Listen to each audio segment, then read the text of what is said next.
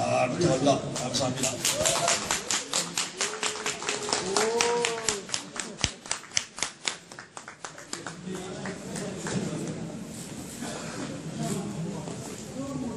예, 그동안 우리 서른 선배님 얼마나 고생 많으셨어요? 목소리까지 쉬었습니다. 제가 서른 선배님 인상적으로 처음 뵙던 기억이 납니다. 마포에 있는 서교호텔입니다. 서교호텔에서 그때 당시에 그래도 손가락을 날리고 있었던 민변 변호사들을 김대중 대통령께서, 사실 김대중 대통령은 아직 대통령 되시기 전이었습니다. 대통령으로 될지도 잘 모르는 때였습니다. 김대중 대통령의 게이트 역할을 하셨던 서른 선배님, 아주 센 경상도 사투리를 쓰는 경상도 사나이, 마산 사나이 우리 서른 선배님이 우리가 김대중 선생님께 노크를 하자마자 나타나신 분이 바로 서른 선배님이었습니다. 선배님이 저에게 주의를 줬습니다. 여기들 한 20여 분 민변 변호사들 우리 김대중 선생님께 이렇게 보고 저렇게 만나고 저렇게 얘기해야 된다라고 하는 훈배사항, 그것이 지금도 기억에 생생합니다. 아직 그 단단한 민주투사로 지금까지 지켜오셨고, 영광스럽게도 저 말씀하기 전에 우리 6월 혁명이 일어나는, 아니 12월 9일 시민혁명이 일어나기 바로 전날 12월 8일에서 12월 9일까지를 서른 선배님께서 이쪽 국회의 시민현장을 지키셨습니다. 감사드립니다. 12월 사실 2일 뒤 저는 명예혁명의 주인공이 바로 대통령이 될 수도 있겠다라는 생각을 했습니다. 그간 독재의 얼굴 박정희와 새로운 파시즘 박근혜 대통령이 통째로 대를 이어서 우리나라에 뿌린 독재 망령을 이제 본인 스스로 12월 2일 날려버릴 수도 있는 영광스러운 날일 거다라고 생각까지 했었습니다. 그러나 그 꿈은 산산이 사라졌습니다.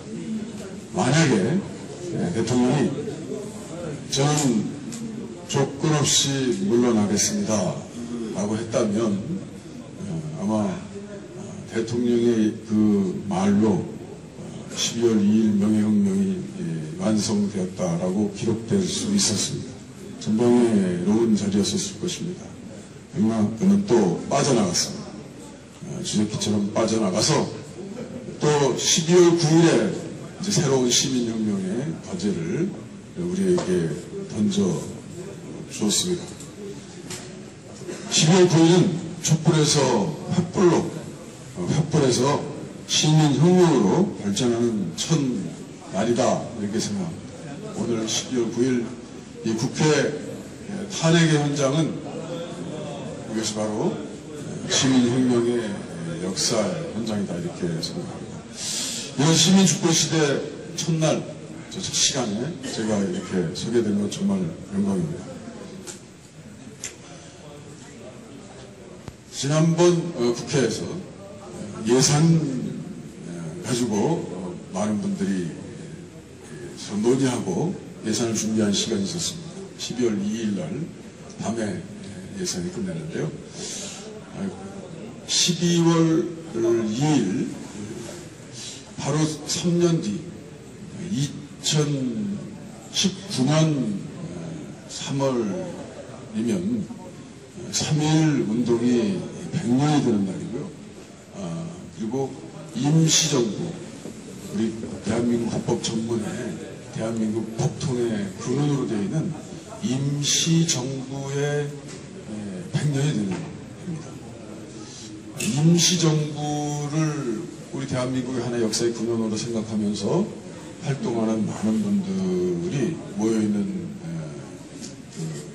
이 임시정부를 기념하는 모임입니다. 거기서 우리에게 많은 경고를 했습니다. 임시정부 100년이 되는 해, 만약에 초라한 임시정부 기념관이라도 없다면 우리가 100년의 역사적 군원을 어떻게 해가 넘길 것이냐라는 걱정과 함께 임시정부 기념관을 대한민국 어느 한 땅 이곳에 조그맣게 만들자라고 하는 작은 모임이 있었습니다.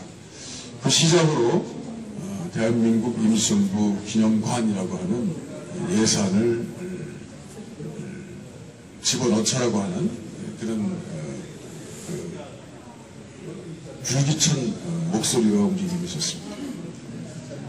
정부는 이런 이유 저런 이유 돼서 지금 거부해왔습니다. 지금은 서울시에서 박원순 시장이 좀 주도해줘서 서대문 구청, 서대문 구의회 자리에 자그마한 임시정부 기념관을 질 어떤 기초를 마련하는 좀 작은 시작을 만들어 줬습니다. 사실 이것은 서울시가 할 것이 아니기 때문에 나라의 예산, 나라의 움직임으로 만들기를 원했습니다. 이번에 될지 안 될지 모르는 작은 흔적을 만들긴 했습니다만 그 움직임은 바로 역사전쟁이라고 표현할 수 있을 정도의 아주 좀 힘겨운 일이었습니다. 다름 아닌 임시정부를 부인하고 임시정부에 활동한 김구 선생을 부인하고 김구 선생이 결국 11월 24일 그해 1945년 8월 15일이 3개월이나 넘은 시점에 C-44기를 타고 대한민국에 상륙하려 했지만 유림장의 반대, 임시정부의 주석으로서 임시정부 법통을 가진 거대한 정부의 집단이 오는 것들을 반대한 나머지 결국 임시정부의 형식과 역사는 저 공중으로 날려버리고 개인 김구와 개인 김기식, 개인 이신, 개인 장준하 임시정부 요원들은 개인으로 역사의 하나의 먼지 곁에서 오던 그때 임시정부의 행렬을 헌법의 역사로 이어나가기 위한 우리 몸부림은 박근혜 정부가 가지고 있는 역사전쟁에 저항으로 자칫 촛불이 될 수도, 촛불에 날려버릴 수도 있는 그런 답답한 기회가 됐다. 저는 그때 예산의 단위를 가지고 있는 공무원들이 열심히 합니다만 그들이 역사전쟁이라는 틀을 가지고 거대한 흐름을 막을 것이라고 상상하지 못했습니다. 그렇기 때문에 12월 1일 그때는 이미 대한민국 파시즘의 하나의 종막을 거둬가고 있는 이정부의 대통령의 소멸을 우리 기대하는 국민들에게 깜짝 놀란 사건이 있었던 것이다. 바로 청와대는 오뚝 섰고 혼비백산했던 대통령의 목소리는 다시 일어났고 저들은 거의 멸망해가는 저들의 정신은 다시 일어나서 저들의 목표인 역사전쟁을 다시 시작하고 있는 것이었다라고 생각을 했습니다. 이제 그래서 12월 2일 명예혁명은 우리 역사의 저편으로 가능성을 넘어갔고 12월 이제 9일 시민의 촛불에서 시민의 촛불로 하는 시민혁명이 시작됩니다. 될 수밖에 없다라고 생각합니다. 오늘 이 국회 광장에서 여러분 한번 모셔보려고 합니다. 모르셨나요? 우리 서혜성 작가님, 우리나라 문화운동의 일부 큰 줄기를 만들어가고 계시는 서혜성 작가님, 그리고 우리 인권운동에 있어서 큰 별이 되고자 하는 오창익 선생 오셨나 보겠네요. 오셨으면 참 좋겠습니다. 우리 촛불 혁명의 과정을 한번 돌이키고, 저도 6번, 300만의 일기까지 6번의 촛불 집회를 참석했습니다. 우리 저 서혜성 교수를 그때마다 우리 거리에서 만났습니다. 6번은 꼭 반드시 만나서 그날 하루 정리하고 끝냈습니다. 정부한 정권 때의 시위에서부터 2016년의 그 촛불혁명의 역사는 이제 약 35년인데요. 그 35년 바로 박근혜 대통령의 탄핵을 이끈 촛불혁명의 근원은 과거 민주화 투쟁과 무엇이 같고 무엇이 다른, 어떤 근원에서 어떻게 차이가 있고, 그리고 새로운 촛불의 혁명의 열기를, 혁명의 힘을 만들었는지, 그것도 참 궁금합니다. 혁명의 진정한 의미를 저는 이 자리에서 느끼지만, 바로 그것은 35년 전에 대한민국의 새로운 혁명의 씨앗에 가려만 것이다. 아니, 그것은 우리의 최초의 범국민적 정치 집회이자 우리 임시정부 법통의 근원이 된 3.1혁명의 근원이 될 것이다 라고 생각합니다. 3.1운동으로 시작된 4.19, 그리고 6.3, 1980년 서울의 봄 광주민주항쟁, 1987년의 범국민항쟁으로 이어져서 지금 6월 항쟁 체제, 육공화국 체제의 헌법을 만들어낸 지금 현재의 상태가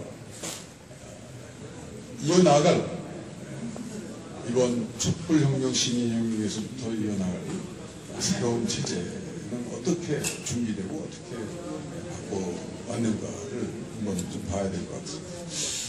국가는 말합니다. 4.19 혁명으로 혁명의 시민을 이어났습니다. 그래서 결국 이승만 독재의 이승만 대통령 하야로 시작된 새로운 체제의 희망은 사라지고 박정희라고 하는 독재 체제로 비결되고, 또 6.3 유월항쟁이, 그리고 80년 5월혁명의 광주 5월혁명의 발행, 전단 체제로 유월항쟁의 국민들의 바람은 노태우 권위정부로 종지부가 되어서, 그리고 6월항쟁 6월 체제의 헌법은 지금 현재 우리가 느끼고 있는 헌법 체제 내에서 어떤 과제와 어떤 힘으로 우리의 시민혁명을 이끌어나갈 수 있는 불씨를 만들었고 새로운 폐거를 만들었는지에 대한 의문입니다. 그래서 이번 촛불혁명은, 시민혁명은 반드시 이제 그동안 불철저하게 끝난 권위주의 체제에서 이제는 새로운 시민혁명의 새로운 인간 체제를 만드는 한국 정치사에 장을 열어나가야 됩니다. 지금 청년들이 외치고 있는 헬조선, 대한민국을 떠날 수밖에 없는 그런 대한민국 현체제를 이제 그 대안과 과제로 그리고 희망으로 그리고 가능성으로 만들어 나가면서 대한민국 정치사에 새로운 혁명의 완수를 할 것인지 어떻게 할 것인지에 대한 그런 과제를 하게 됩니다. 그래서 이제 역사의 발전을 시민이 깨어나는 존재가 되어서 주체로 되어지는 것이라고 한다면 한국 현대사에서 우리 2016년에 촛불혁명은 어떤 의미를 가지는 것인지 이에 관해서 좀 광범위 말씀도 나누면서 또 얘기를 좀 들어볼까 합니다. 그래서 오늘 우리 소혜성 대신들어가서 오셨습니다.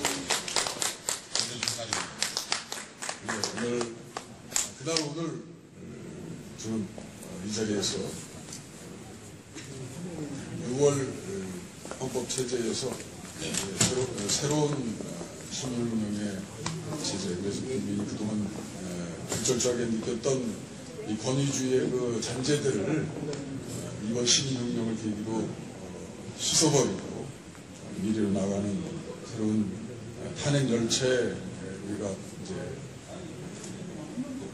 완수된 세월호로 내려서 우리가 기다리고 있는 많은 과제들을 어떤 식으로 어떤 방식으로 풀어나가야 될지를 약간 문을 열어주시면 고맙겠습니다. 오늘이 그날입니다. 국민 여러분, 시청자 여러분, 그리고 민주시민 여러분, 기다리고 기다렸던 오늘이 그날입니다. 힘드셨죠? 선임사에도 힘드셨고, 정치적으로 힘들었고, 미래도 불투명해서 많이 힘드셨죠. 그런데 드디어 오늘 그날이 왔습니다. 이제 13시간 남았습니다. 13시간만 기다리시면 새로운 역사가 열릴 것 같습니다. 그렇게 가능합니까? 13시간 뒤에. 국민들이 궁금해하는 것은 저 같은 궁금함인 것 같습니다. 그러니까 13시간쯤 지나고 나면 이 부당한 권력, 비윤리적인 권력이 끝나는 겁니다. 보시죠. 지금 어떤 그 강고했던 박근혜 체제가 어디서부터 깨지면서 흘러내렸는지에 대한 생각을 해봐야 되겠습니다만, 그 쌍전벽해의 그 변화의 그 상황을 보면 저는 오늘 저 사실 서희정 교수님 얘기하시는 것에 가능성이 있다. 이런 생각이 들었어요. 여기 오면서 이종걸 의원님께서 이렇게 마이크를 잡고 로텐도어에서 얘기하신다고 하니까 전 필리버스터가 생각이 나더라고요.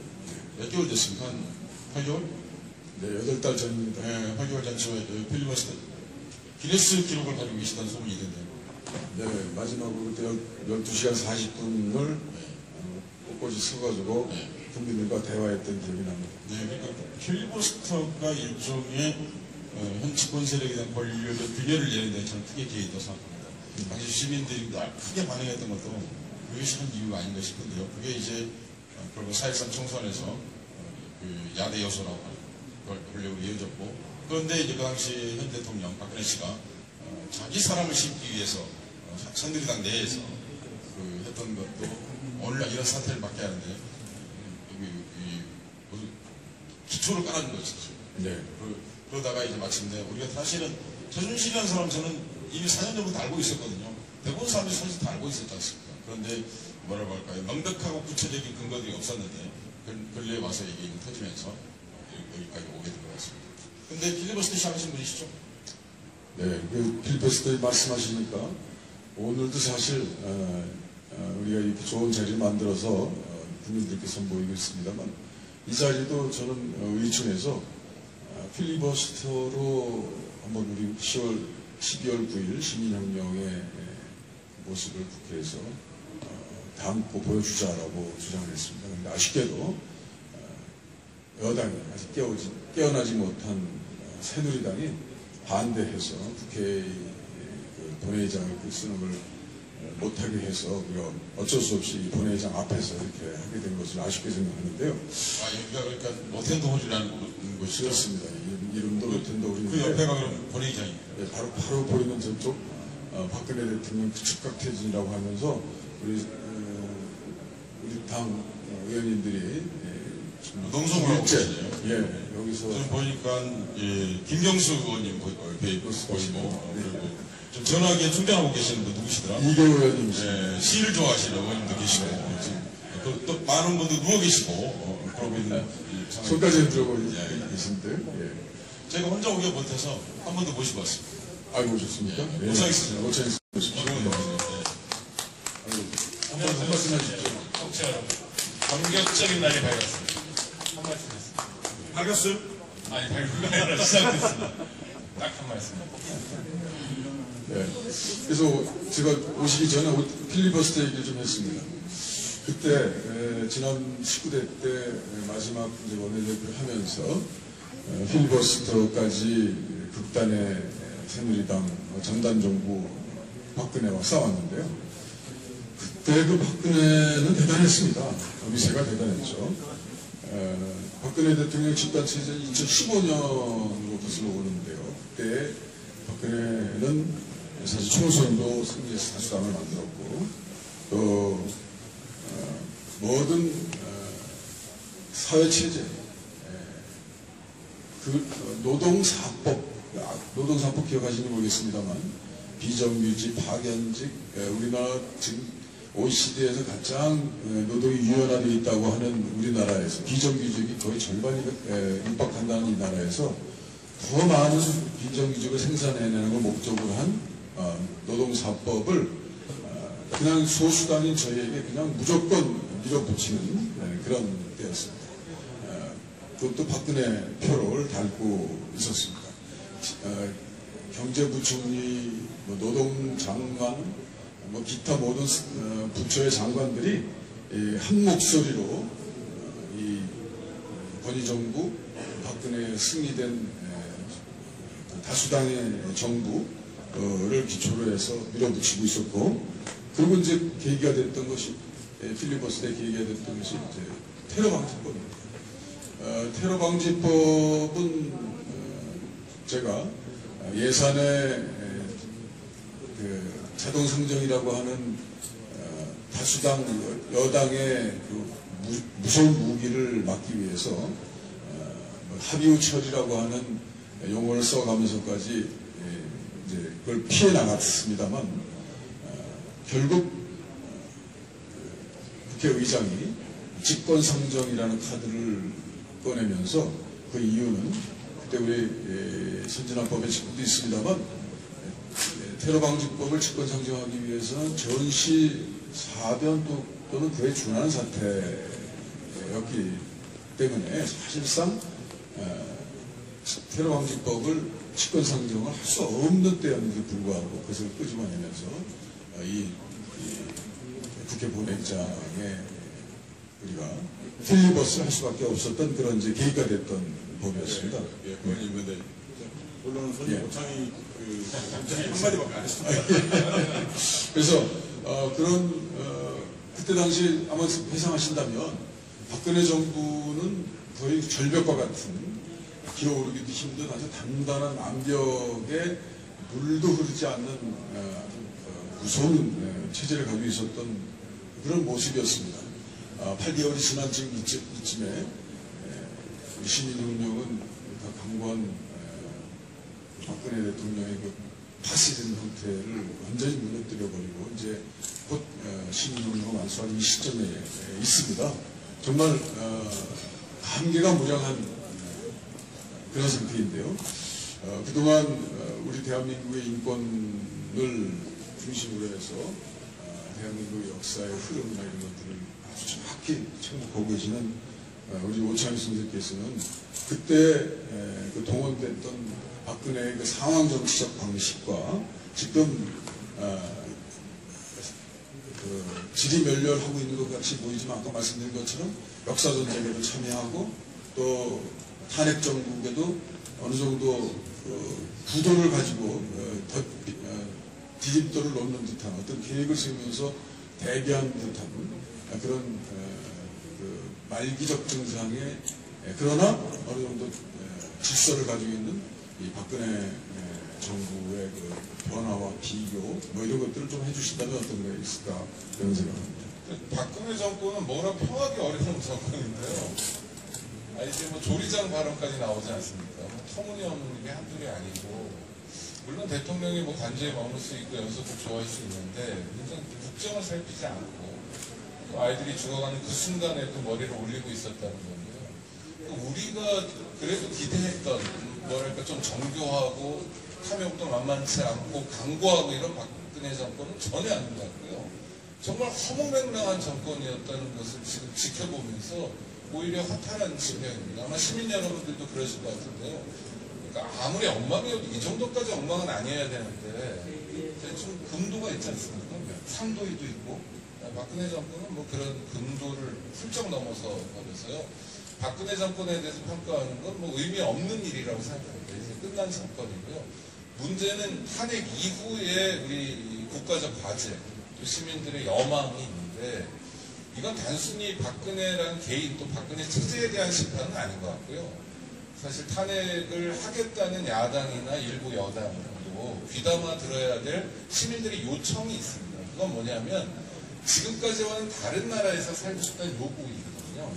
단순히 뭐 정유라가 말 타고 이화여대 들어갔다, 뭐 장시호가 어떻게 했다, 뭐 국정을 어떻게 농단했다라는 분노도 있지만 분노만 있었다면 이렇게 많이 거리에 나오지 않습니다. 분노는 2014년 4월에 만만치 않게 갔습니다. 충격도 컸고 정말 하늘을 보기가 두려울 정도로 많은 사람들이 상처도 받았는데 그때와 달리 이렇게 나온 건 새로운 세상에 대한 희망이거든요. 그러니까 저는 탄핵도 매우 중요하지만 탄핵 이유가 훨씬 더 중요하다.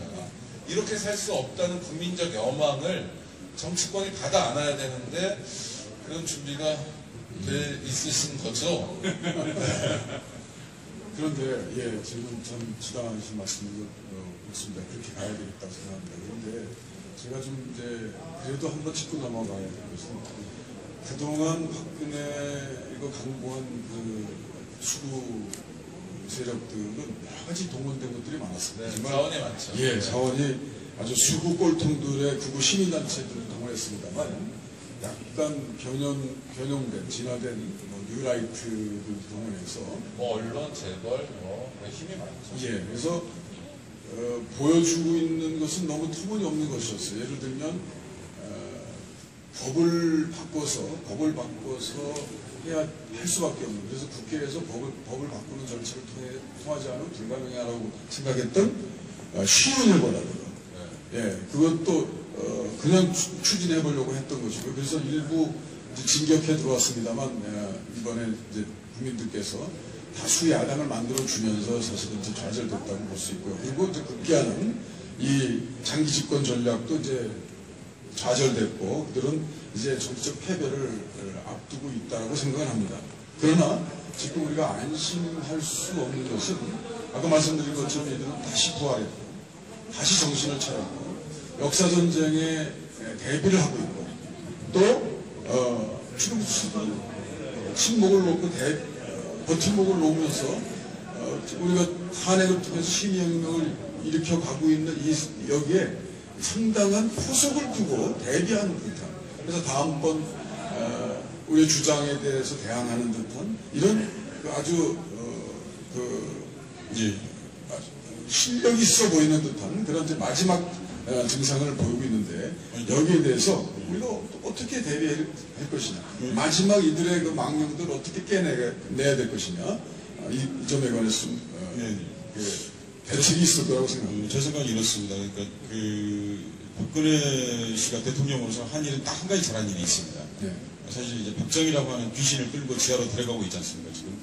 그러니까 그 이른바 구체제, 사실은 망령이 부활했던 것인데, 자기 정권의 침몰과 함께 구체제도 동시에 침몰시킬 그 기여한 바가 있는 거죠. 그리고 지금 이제 그 진행 중인데, 그럼 현재 이제 수구 세력 혹은 보수 세력 혹은 새누리당이라고 하는 게 소멸하느냐? 전혀 그렇지 않다고 생각합니다. 그리고 이제 이 싸움은 굉장히 정교하게 준비하고 있다고 생각합니다. 그게 무엇이라고 비유할 수 있냐면요. 이 사람들이 뿌리가 화가 독재 세력이지 않습니까? 조금 더 소급하면 이제 일제강점기 친일파 세력이 중심을 이루는 세력들인데 1945년도 포럼 15일 해방이 됐을 때 친일파가 어떻게 했을 것 같습니까? 그때 이제 이 사람들이 3일 동안 사실 3일 동안만 말하지 않은 겁니다. 그러니까 그리고는 3일 뒤에 새로운 주인이 미국이랑 나왔어요. 그러니까 바로 침입하고 생각했지 않습니까? 완전하게 적응을 하고 이 한국 사회를 침입해서 당연히 죽었어야 된다고 생각했는데 그렇지 않았던 거죠. 그러니까 저는 중요한 게 이 탄핵 정국이 마감된 뒤에는 반드시 내일부터 해주세요. 내일 오후, 오늘 오후 2시 이후에, 2시 40분 이후에 4시 정도 됐을 때, 그때부터 아주 개혁적 조치들이 이미 따라야 한다고 생각합니다. 왜냐면, 현재 이미 야대 여소거든요. 사실은 4.13 이후에 국민들이 조금 실망하고 있었습니다. 솔직히 말해서. 네. 왜냐면 야당 이렇게 힘이 센데 왜 개혁적인 정책들 같은 거 하지 않고 있나. 그런데 지금 사실은 현재 권력은 더민주당이 가지고 있습니다. 사실 말해서. 의회 권력도 그렇고 이미 행정 권력은 무너졌거든요. 그러니까 그랬을 때 더민주당을 중심으로 한 야당이 새로 국민들이 생각하는 기대치만큼 못 미칠 광장, 그것을 한 50%, 60%에 이르는 그런 개혁적 조치들을 선제적으로 처리하지 않으면 안 된다. 그렇지 않으면은 대선도 이길 수 없고, 앞으로, 우리가 대통령 선거에서 이기자는 뜻이 뭡니까? 아무 이유도 없지 않습니까, 사실. 바로 개혁적 조치들. 우리 일상을 바꾸고 정치적 목적들을 바꾸자는 데 있는 것인데, 현재도 힘이 있다는 겁니다, 사실. 어찌 보면, 이미 내용적으로는 이미 정권이 바뀐 거예요, 사실상 내일부로요. 오늘부로요. 그러니까, 그랬을 때 어떻게 해야 되는가. 그런 점에서 야당의 책임이 생각보다 무겁다. 탄핵이 이루어지면. 그렇습니다. 제가 말씀을 한번 전달을 해드릴게요. 아까 말씀드린 것처럼 4.19 혁명이 일어나면서 이승만이 해야 될 때 우리는 새로운 사회의 시작을 꿈꿨습니다. 그러나 어떻게 됐습니까? 박정희가 먹었습니다. 또 6월 항쟁 그때 넥타이 부대들은 감히 서울을 물결지었습니다. 그런데 결국 우리 야권 분열로 노태우가 가져가 버렸습니다. 그들은 힘의 근원이 있고 다시 일으킬 수 있는 기반을 가지고 있습니다. 좀 돌이켜보는 말이죠. 그렇게까지 얘기해야 될지 모르겠습니다만 우리 김구 선생이 32년 홍콩공원에서 윤봉길 선생의 폭탄으로 대한 독립에 확인을 했습니다. 그래서 상대적인 큰 도움으로 저는 32년, 45년, 13년 사이에 김구 선생은 그때 당시에 일본 제국주의로부터 현상금 150만 원, 요즘 돈으로 하면 200억 정도 됩니다. 200억이 넘는 돈이죠.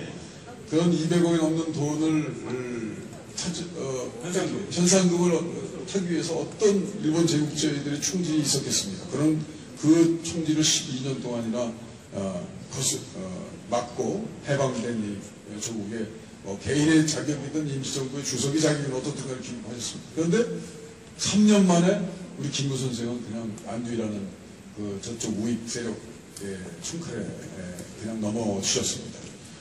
어찌 보면 일제가 횡행하고 존재하고 있던 중국 만주보다도 일본 세력이 더 큰 대한민국의 김구 선생은 한복판에서 돌아가신 거죠. 바로 그것이 45년 친일 망령들은 무조건 이 땅에서 패퇴하고 사라질 것이라고 생각했던 그들은 다시 분식하고 화장하고 옷을 갈아입어서 친일 정부에 부역하면서 그들의 정부를 만들고 그들의 세상을 만들어서 지금은 그들이 만들어낸 기초한 미군적으로부터 시작된 45년, 50년 정부가 이어지고 있는 거 아니겠습니까? 바로 그게 그들의 저력이고 이미 깔아놓은 대한민국 그들만의 세상에 큰 자산들이 곳곳에 있다라는 것을 우리가 지난 4.19 혁명, 6월 혁명을 통해서도 봤습니다. 그러면 지금 분명히 이번 촛불혁명, 시민혁명 때 그와 같은 역사적인 우를 반복하지 않고 우리가 진정한 시민혁명의 시작과 새로운 대한민국을 만들어 나갈 수 있겠는가 라는 점에 관해서 지금은 가능하다. 지금 박근혜 정부의 저런 장기 집권은 이미 깨졌고 사실 뉴라이트도 보이지 않고 탄핵에 거의 새누리당 의원들도 많이 합류하는 그런 이제 새로운 변화의 조짐을 가지고 있는데도 불구하고 우리는 과연 이 혁명 이후에 어떻게 관리함으로써 어떻게 이 진정한 박근혜 정부의 자민절벽 도서를 완전히 분쇄해 볼 수 있겠는지 그 새로운 사회. 저는 이종걸 의원님 말씀하시는 답이 있다고 생각합니다. 네. 그러니까 우리 시민들이 역사적 체험이 있어요. 그러니까 이번에는 정말 분노는 하늘을 칠 만큼 컸지만 100만 명이 넘는 시민들이 그냥 무슨 군대처럼 일사불란하게 평화적으로 네.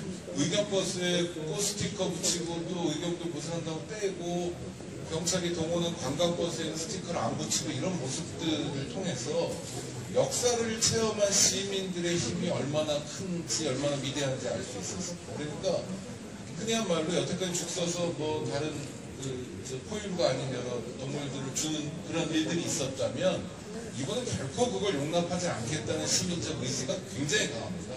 문제는 저는 시민들은 지금 탄핵 국면도 사실 시민들이 연 것이고 시민들이 요구해서 여기까지 온 거 아닙니까? 질서 있는 퇴진이 웬만이냐 뭐 이런 얘기를 한 거예요. 그래서 탄핵 이후의 국면들도 시민들이 전 열어갈 거라고 생각합니다. 물론 구체적인 건 정치권이 받아가야 되는데 전 정치인들이 어떻게 하면 시민하고 함께 호흡할 수 있을까를 골똘히 고민하면 또 실천하면 그 과정에서 답을 찾을 수 있을 거라고 생각합니다. 너무 막연한 얘기일 것 같지만요. 저는 이를테면 어떤 대선 국면으로 앞으로 가겠죠. 그때도 시민들이 자연스럽게 단일화도 시켜주고 시민들이 어떤 후보를 자기들이 필요하다고 대통령감이라고 직접 올려세울 것 같고 이런 놀라운 일들이 거리 정치가 벌어질 거라고 생각해요. 그래서 저는 막연한 낙관주의가 아니라 시민들에 대한 믿음을 갖고 정치권이 뚜벅뚜벅 시민들하고 같이 걸어가는 자세를 보여줄 때 정말 강고해 보이는 어쩜 100년 동안 한 번도 안 깨졌던 이 강고한 체제도 구질서로서 깨지고 말 것이다. 그리고 정말 우리가 그리는 새로운 나라를 만들어갈 수 있을 거다. 이렇게 희망합니다. 기대합니다. 예, 우리 안샹 레짐으로서의 구구정권, 파시정권, 박근혜 정권은 반드시 역사적으로 퇴행 정권이고 물러나가야 될 것이고 대한민국 독립의 걸림돌이었고 독립군이 살 수 없는 땅을 만들었던 바로 그 흔적이 이 박근혜 극우정권과 파시정권의 본산이었다는 것을 우리는 확인할 수 있습니다. 그럼에도 불구하고 이렇게 강고하게 남아서 우리를 괴롭히고 결국에는 이런 샤머니즘 아직 우리 정리되지 못한 그런 신흥 사이비 종교라고 할까요? 이것이 결코 나쁜 것은 아닌데 아주 악독하고 기생충 같은 잘못된 우리 전통에 기식한 왜곡된 세력, 최순실이라고 하는 그 사람으로 대변되고 있는 그 사이비 종교한테까지도 맥힐 수밖에 없는 아주 불건전하고 불건강한 그런 극우 정권의 모습을 잘 봤는데요. 그러나 그 사실만으로 그것이 무너졌다는 사실만으로 과연 우리에게 새로운 역사의 장을 담보할 수 있는 것인지 이것을 다시 한번 재차 확인해 주시면 어떨까 싶습니다. 그렇습니다. 사실은 당군 이래로요. 우리 국민이 단 4%를 빼놓고 하나의 정치적 방향을 바라본 건 처음 있는 사건입니다. 그건 당군 이래 처음 있는 일입니다. 사실은 3.1운동 때 우리가 연인은 200만 명이 참가했습니다. 그런데 이번에 갖고 있는 현 박근혜 정부, 박근혜 권력이라고 말해야겠죠. 그 권력에 대한 비토는 역사 이래로 가장 큰 것입니다. 그리고 한 장소에 한 시간에 140만 명, 150만 명의 사람이 모였는데 단 한 장의 유청도 깨지지 않고 깼다는 게 아니라 밀다가 깨질 수도 있는 건데 깨지지 않고 돌아간 건 전 세계적으로 없는 일입니다. 이거 실제로 세계적으로 기록이 없습니다. 그리고 그것이 6번 반복되었는데 단 한 번도 폭력이 없었다는 것도 세계 실제 기록이 없는 것입니다. 3.1운동은 비길 수 없을 만큼 사실은 큰 운동이 지금 벌어지고 있다. 그런데 마침 그 사람들이 아무도 약속하지 않았는데 모두가 약속한 듯이 행동했습니다. 저는 이게 아주 중요한 지점이라고 생각하는데 이게 일제 1910년 그 이전부터도 있었던 친일파에서부터 이어져 오고 그리고 분단 세력까지 이어져 오고 그리고 분단 세력과 집요하게 기생해온 사실은 재벌입니다. 분단 체제이기 때문에 한국 사회에서 재벌이 가능했던 겁니다. 그리고 잘못된 토양이 있었으니 가능했던 건데 그런 사람들하고 이별할 수 있는 토양이 드디어 마련되었다. 됐다는 게 아니라 이 토양이 마련되었다는 겁니다. 그러니까 나머지는 정말 시민들과 함께 호흡하는 여기 계시는 정치인들 그런 분들하고 호흡을 같이 하면 현재 96%의 사람들이 그걸 원하고 있다고 말할 수 있습니다. 현재까지. 근데 그게 한 번 서베이가 나온 게 아니라 여러 번 거의 유사한 여론조사의 결과에 도달했다는 겁니다. 그러니까 세상에 솔직히 말해서 4% 지지를 받는 처거 통치자는 지구상에서 박근혜 혼자뿐입니다.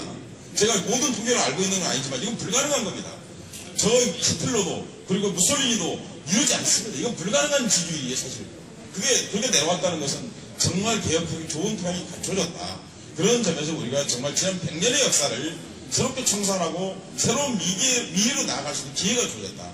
그러니까 정말 야당 국회의원들도 새누리당에서 정말 양식 있는 정치인들이라면 같이 합쳐서 국민들과 정말 이번에는 새로운 계획을 해줄 수 있는 토양이 마련됐다.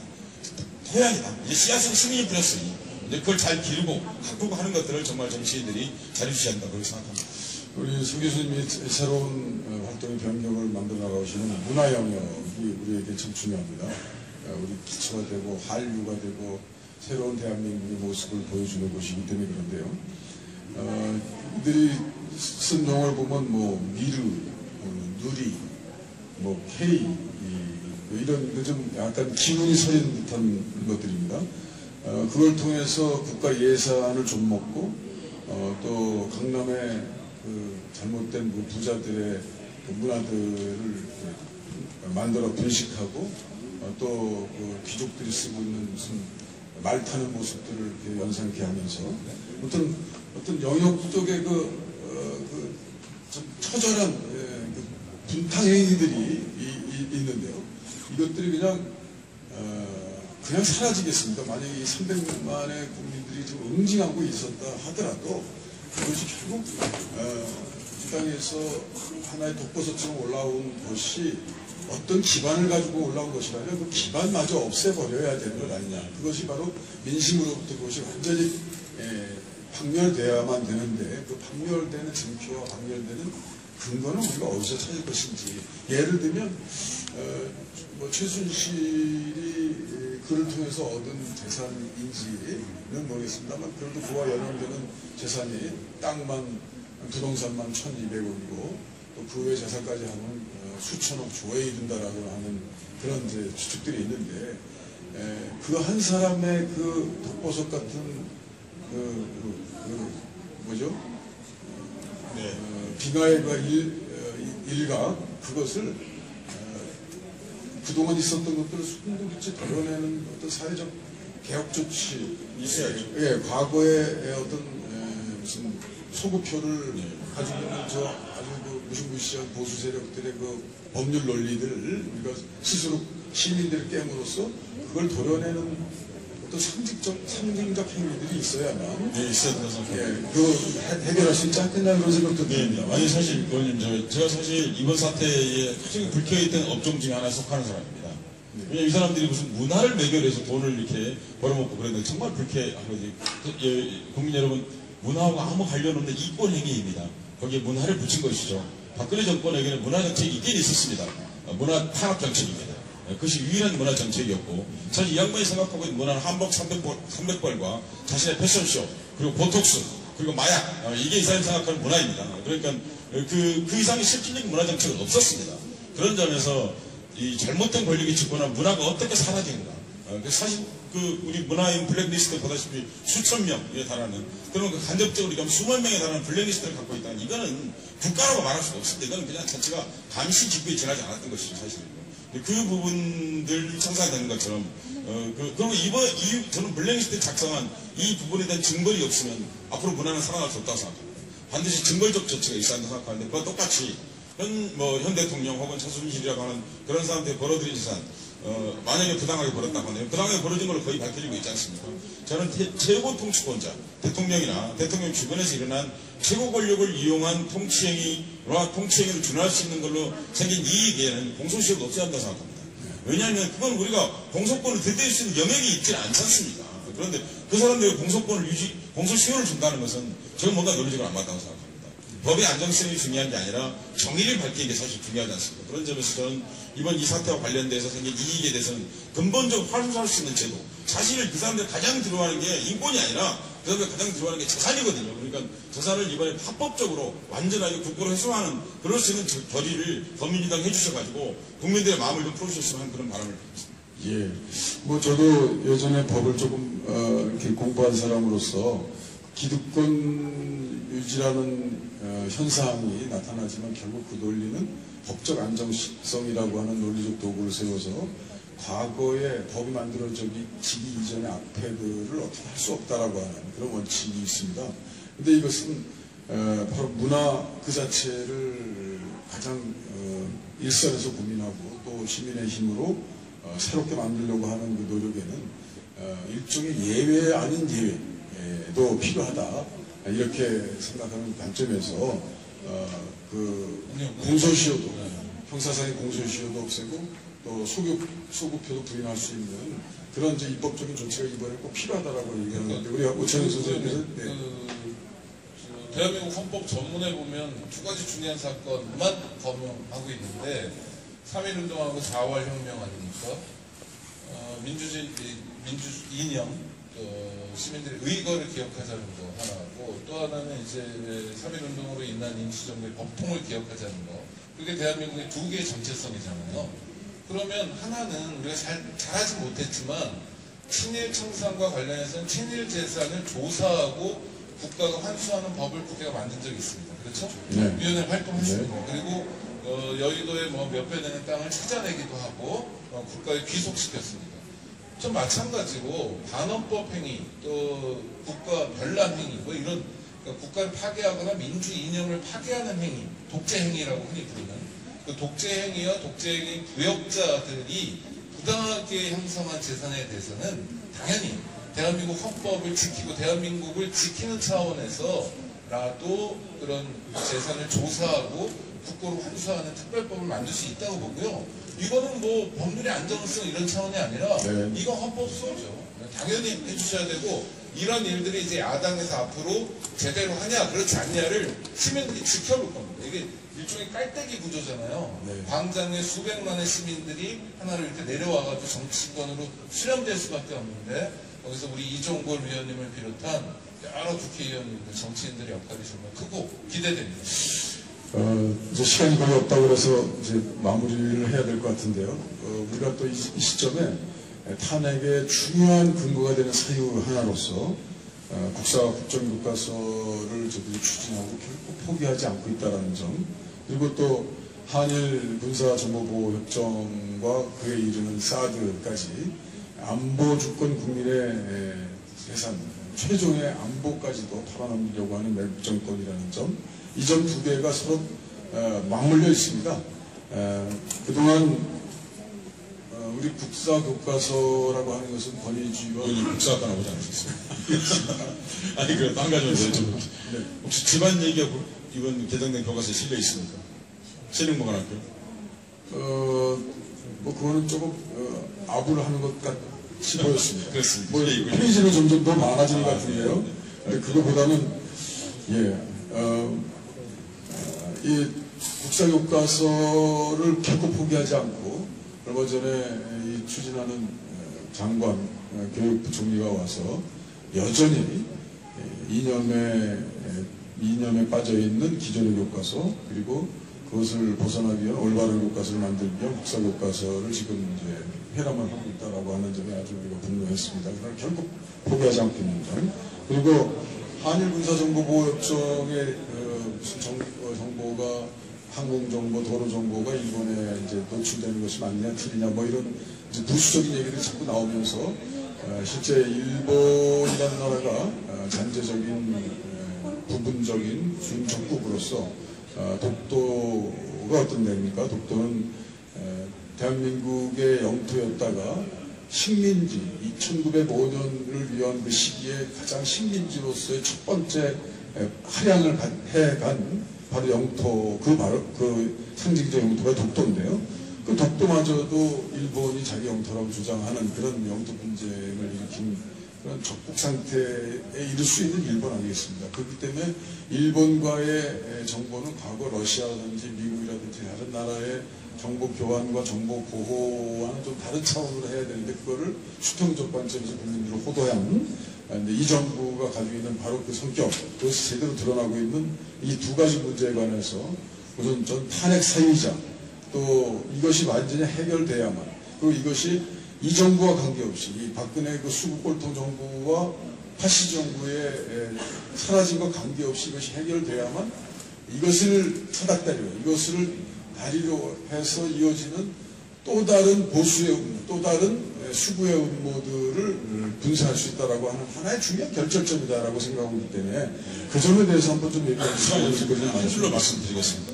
자기 아버지인 박정희는 한일회담을 통해서 일제가 우리를 강점했던 34년 11개월 보름 동안의 치욕을 헌식자처럼 내던졌고요. 그 딸이 다시 우리의 군사 주권을 외국인에게 나누거나 내지는 양도하는 그런 조약에 서명했습니다.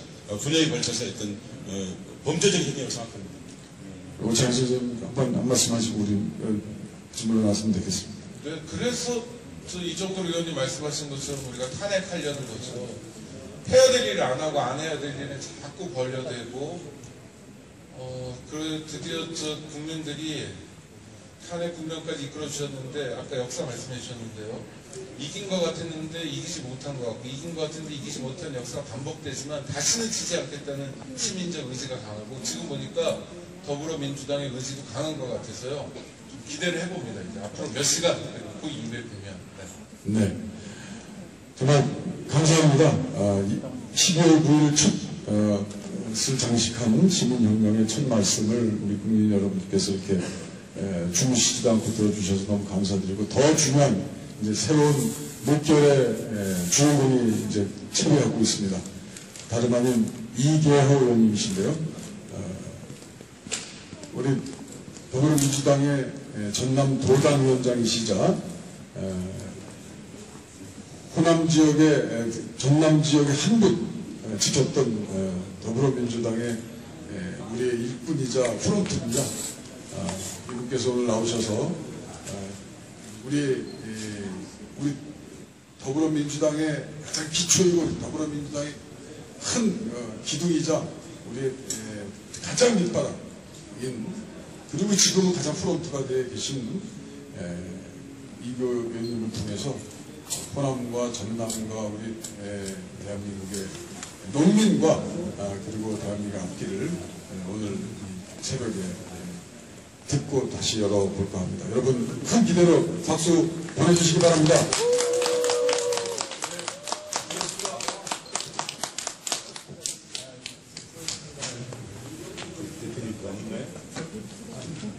아주